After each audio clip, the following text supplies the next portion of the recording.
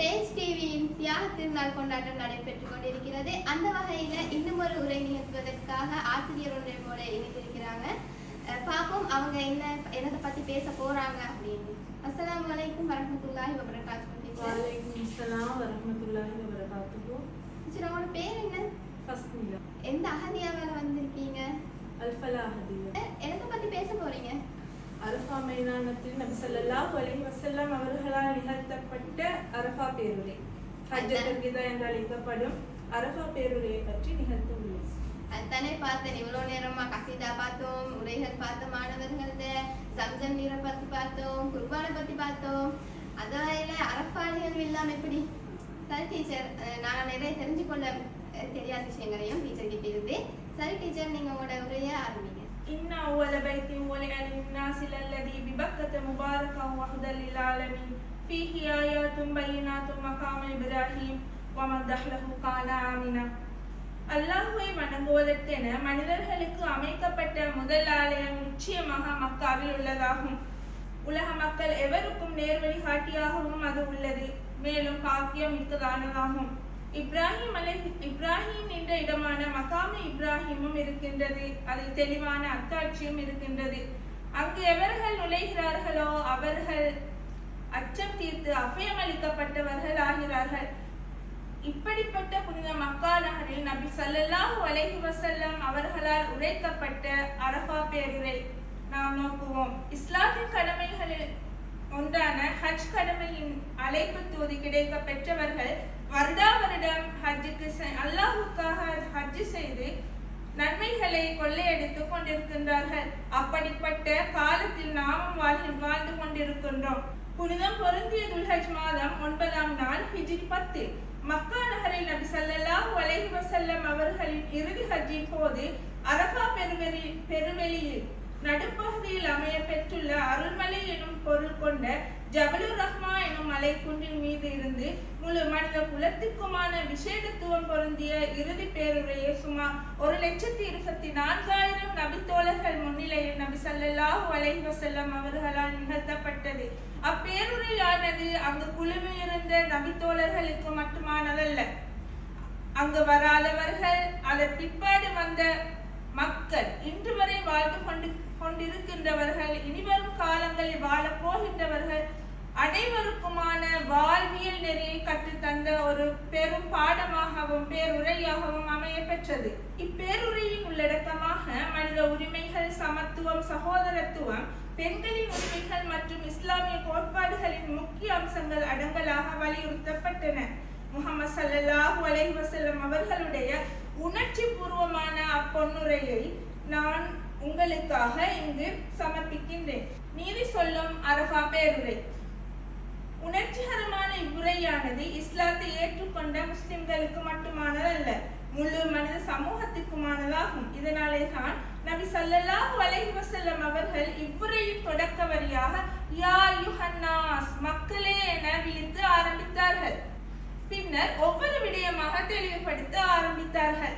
அதன் முதல் கட்டமாக ஒவ்வொரு மனிதனுடைய உயிரும் உடைமையும் பாதுகாக்கப்பட வேண்டும் என்று வலியுறுத்தினார்கள். அநியாயமாக மக்களை கொலை செய்யவோ, மக்களிடம் உள்ள சொத்துக்களை சூறையாடவோ எந்த ஒரு மனிதருக்கும் உரிமை அளிக்கப்படவில்லை. இந்த கருத்தை 1400 ஆண்டுகளுக்கு முன்னரே வாழ்க்கை பாடமாக எம்பெருமானார் ஸல்லல்லாஹு அலைஹி வஸல்லம் அவர்கள் எங்களுக்கு உரைத்து சென்றார்கள். இதை அல் குர்ஆனும் உறுதிப்படுத்துகின்றது. ஒவ்வொரு மனித உயிரும் இதை அல் குர்ஆனும் உறுதிப்படுத்துகின்றது.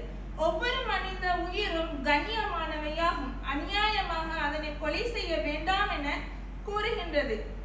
மேலும் எவர் ஒருவர் அநியாயமாக ஒருவரை கொலை செய்கிறாரோ அவர் உலகத்தில் உள்ள அனைத்து மக்களையும் கொலை செய்வதற்கு சமமானவர் என்று நபி ஸல்லல்லாஹு அலைஹி வஸல்லம் அவர்களின் ஹதீஸ் வாயிலாக நாம் தெரிந்து கொள்ளலாம்.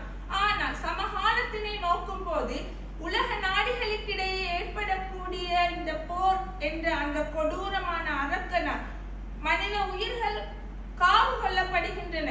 சிறுவர்கள், குழந்தைகள், பெண்கள், ஆண்கள், முதியோர்கள் என்று எவ்வித பாரபட்சமின்றி அவரவர் சுயநலத்திற்காக அநியாயமான முறையில் மனித உயிர்கள் அழிக்கப்பட்டு கொண்டிருக்கின்றன. இந்த மனித உயிர்கள் கண்ணியமானவை, பாதுகாக்கப்பட வேண்டும் என்ற கருத்தை எம் நபிகள் ஸல்லல்லாஹு அலைஹி வஸல்லம் அவர்கள் 1400 ஆண்டுகளுக்கு முன்னே எங்களுக்கு சொல்லி காட்டினார்கள். இன்று வல்லரசு நாடுகளின் தலைவர்கள் அவர்கள் மாத்தட்டிக் கொள்கின்றார்கள்.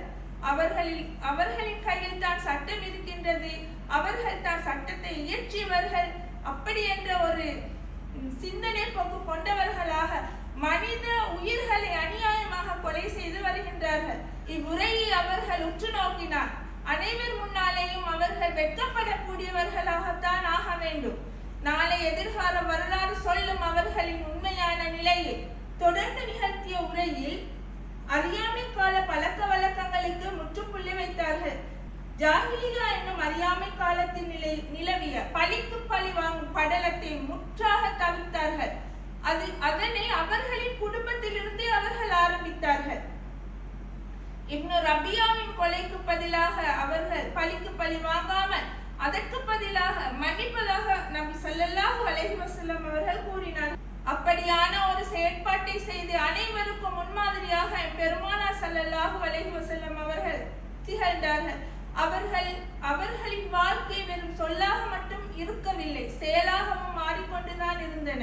எந்த ஒன்றிற்காகவும் பழிக்கு பழி வாங்கும்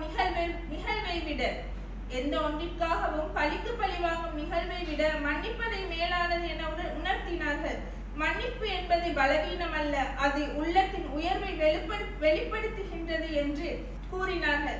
அல் குர்ஆன் மன்னிப்பை ஊக்குவிக்கின்றது. நீங்கள் மன்னித்து புறக்கணித்து பொறுத்து கொண்டால் நிச்சயமாக அல்லாஹ் மிகவும் மன்னிப்பவன், அருள் பாலிப்பவனாகவும் இருக்கின்றான். மேலும் வட்டியை தடை செய்தார்கள். வட்டி என்பதானது பிறரின் சொத்துக்களை, பணங்களை சூறையாடக்கூடிய ஒரு விடயமாக காணப்படுகின்றது. அநியாயமாக வட்டியை கையாண்டு வட்டியில் நாங்கள் விழுந்து அதனால் எங்கள் பொருளாதாரத்தை இழந்து நஷ்டப்பட்டு விடக் கூடாது என்பதை அன்றே அவர்கள் வலியுறுத்தி சென்றார்கள். அதிலிருந்து தவிர்த்து வாழும்படியும் கட்டளையிட்டார்கள். வட்டி முற்றாக ஒழிக்கப்பட்டு விட்டது. வட்டியின் முதல் தொகையை தவிர வேறு எதையும் நீங்கள் பெறக்கூடாது என்று உறுதியாக கூறி சென்றார்கள். பின்னர் தன் நெருங்கிய உறவினர் அப்பாஸ் ரலியல்லாஹு அன்ஹு அவர்களின் வட்டியை தள்ளுபடி செய்தார்கள். யார் வட்டியை தவிர்த்து வாழவில்லையோ அவர்கள் அல்லாஹ்வுடனும் நபியுடனும் போரிட தயாராகுங்கள் என்று அல் குர்ஆன் கூறுகின்றது. தொடர்ந்து பெண்களுக்காகவும் தன் குரலை உயர்த்தி பேசினார்கள். பெண்கள் விடயத்தில் அல்லாஹ்வை பயந்து கொள்ளுங்கள். அவர்களுக்கும் உங்கள் மீது உரிமை உண்டு, உங்களுக்கும் அவர்கள் மீது உரிமை உண்டு என கூறினார்கள். அல் குர்ஆன் ஆணையும் பெண்ணையும் சம கண்ணோட்டத்திலேயே விழிக்கின்றது. அல்லாஹ் கூறுகின்றார், இறை நம்பிக்கை கொண்ட ஆண்கள் பெண்கள் சிலருக்கு உதவியாளர்களாக இருக்கின்றனர். அவர்கள் நன்மையை ஏவுகின்றனர், தீமையை விட்டும் தடுக்கின்றனர். மேலும் தொழுகையை நிலைநாட்டுகின்றனர், ஜகாத்தும் கொடுக்கின்றனர். அல்லாஹ்வுக்கும் அவனது தூதருக்கும் கட்டுப்படுகின்றனர் என்று அல் குர்ஆன் கூறுகின்றது. பெண்களை மென்மையாக நடத்த வேண்டும் என்றும் அவர்களை அல்லாஹ்வின் பெயரால் அடைக்கலமாக பெற்றிருக்கின்றீர்கள் என்றும் அறிவுறுத்தினார்கள். இங்கு பெண்கள் என்பவர்கள் மென்மையானவர்கள், அவர்களுடன் எப்போதும் அன்புடனே நடந்து கொள்ள வேண்டும் என்று உரைத்தார்கள். இதுவே பெண் உரிமை குறித்து முதல் பிரகடனங்களில் ஒன்றாகும். இஸ்லாத்தின் தலைவர் பெண்கள் பற்றி முன்வைத்த கருத்துக்கள் போன்று வேறு எந்த தலைவர்களும் இதுவரை காலமும் முன்வைத்ததில்லை. இஸ்லாம் பெண்கள் விடயத்தில் நடந்து கொள்ளும் முறை அழகானதல்ல என்றும் அவளது சுதந்திரம், உரிமை என்பவற்றை இஸ்லாம் பறித்துள்ளது என்றும் கூறிய குற்றச்சாட்டை தவிடுபொடியாக்கி உலகத்திற்கு பெண் சுதந்திரம், சமத்துவம், பாதுகாப்பு மற்றும் பெண்களின் உரிமையை பாதுகாக்குமாறு வானுயர முழக்கமிட்டு சென்றார்கள். பெண்களுக்கான சொத்துரிமை, வழிபாட்டுரிமை, சமூக உரிமை, சமத்துவ உரிமை, கல்வி கற்கும் உரிமை, பொருளீட்டும் உரிமை என சுதந்திரமாக வாழ்வதற்கான எல்லா விதமான உரிமைகளையும் தொகுத்தளித்தார்கள். மேலும் யா அய்யுஹன்னாஸ், மக்களே, உங்கள் தந்தை ஆதம் ஒருவர் ஓர் அரபியருக்கு அரபியர் அல்லாதவரை விடவோ அரபியர் அல்லாதவருக்கு அரபியரை விடவோ எந்த சிறப்பும் இல்லை. கருப்பருக்கு வெள்ளையரை விடவோ வெள்ளையருக்கு கருப்பரை விடவோ எந்த உயர்வும் இல்லை. மனிதர்கள் எல்லாம் உயர்வுப்படுவது தக்வாவை கொண்டே ஆகும், அதாவது அல்லாஹ்வின் மீதான இறையச்சத்தை கொண்டே ஆகும் என கூறினார்கள்.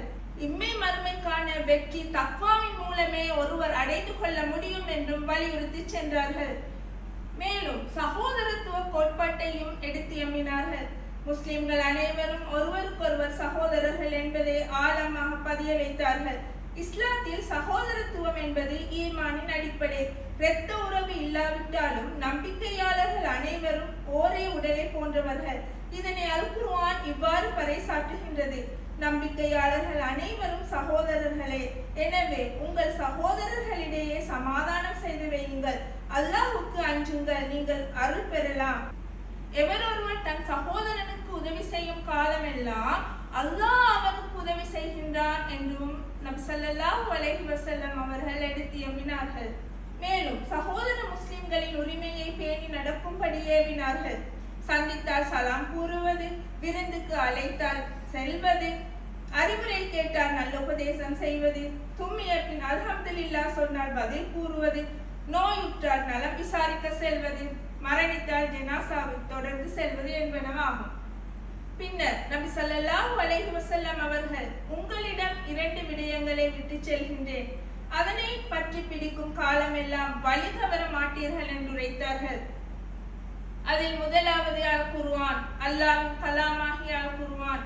எவரொருவர் அல் குர்ஆனில் காணப்படுகின்ற கட்டளைகளை பேணி அவர்களின் வாழ்க்கையில் அதை கொண்டு வருகிறாரோ, குர்ஆனையே வாழ்க்கை முறையாக கொண்டு வருகிறாரோ, அவர்கள் ஒருபோதும் வழி தவற மாட்டார்கள். அடுத்தது அல் ஹதீஸ். நபி ஸல்லல்லாஹு அலைஹி வஸல்லம் அவர்களின் சொல் செயல் அங்கீகாரம், அதுவே ஹதீஸ் ஆகும். நபி அவர்களின் அச்சுன்னாவை எவரொருவர் பின்பற்றி நடக்கின்றாரோ அது அவர்களும் ஒருபோதும் வழி தவற மாட்டார்கள். எனவே அல்லாஹ்வின் வேதமாகிய அல் குர்ஆனையும் நபி ஸல்லல்லாஹு அலைஹி வஸல்லம் அவர்களின் சுன்னாவையும் இவ்விரு பொக்கிஷங்களையும் பேணி வாழ்க்கையில் அமுல்படுத்தி இம்மை மறுமைக்கான பாக்கியங்கள், அதாவது இம்மை மறுமையில் நன்மை பெற்று வாழ்ந்து மறுமையில் சுவனபதியை அடைவதற்கு அவர்கள் வழிகாட்டி சென்றார்கள். பின்னர் மக்களை நோக்கி, மறுமையில் என்னை பற்றி உங்களிடம் கேட்கப்படும் போது நீங்கள் என்ன சொல்வீர்கள் என கேட்டார்கள். அதற்கு மக்கள், நீங்கள் மார்க்கத்தை எத்தி வைத்து விட்டீர்கள், உங்கள் கடமையை நிறைவேற்றி விட்டீர்கள் என சாட்சி கூறினார். உடனே நபி ஸல்லல்லாஹு அலைஹி வஸல்லம் அவர்கள் வானத்தை நோக்கி விரலை உயர்த்தி, இறைவா, இதற்கு நீயே சாட்சி என்று 3 முறை கூறினார்கள். நபிகளார் ஆற்றிய இந்த பேருரை வெறும் மார்க்க பேச்சு மட்டுமில்லை, அது ஒரு வாழ்க்கை நெறிமுறை. இங்கு வந்திருப்பவர்கள் வராதவர்களுக்கு இந்த செய்தியை எத்தி வையுங்கள் என்று கட்டளையிட்டார்கள். இதன் பின்னர், இன்று நான் உங்கள் மார்க்கத்தை முழுமையாக்கி விட்டேன் என்ற அல் குர்ஆன் வசனம் இறங்கியது.